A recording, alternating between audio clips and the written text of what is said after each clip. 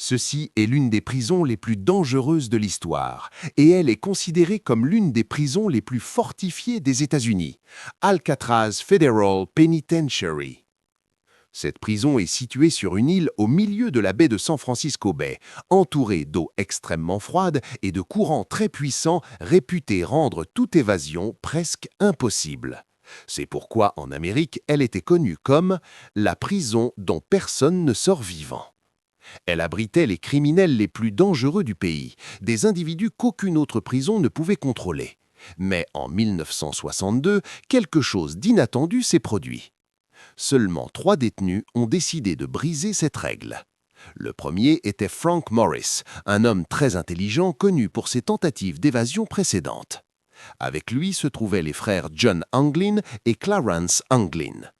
Ces 3 hommes ne comptaient pas sur la force, mais sur la patience et la planification. Pendant près de 2 ans, ils ont travaillé dans le plus grand secret à l'intérieur de la prison.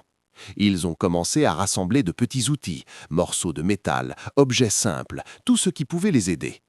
Puis, ils ont progressivement creusé dans les murs de leurs cellules, élargissant très lentement les ouvertures de ventilation à l'arrière sans que les gardiens ne remarquent quoi que ce soit.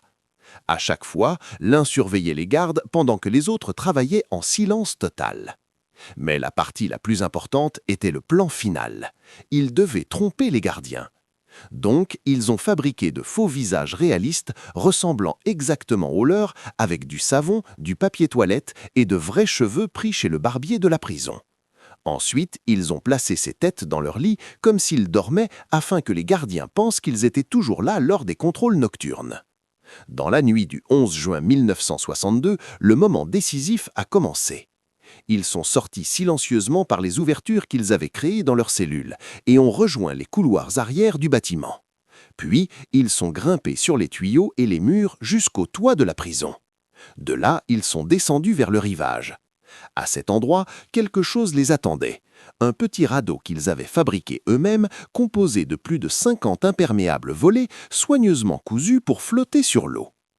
Ils ont ensuite pénétré dans les eaux de la baie, dans l'obscurité, en direction de l'inconnu. Le lendemain matin, les gardiens ont découvert quelque chose de choquant. Les faux visages étaient toujours dans les lits, mais les 3 détenus avaient complètement disparu.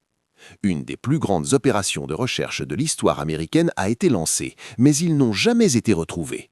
Aucun corps, aucune trace claire, seulement quelques morceaux du radeau et quelques offrets personnels. Et la question reste posée aujourd'hui, ont-ils été noyés dans les eaux froides ou ont-ils réellement réussi l'impossible?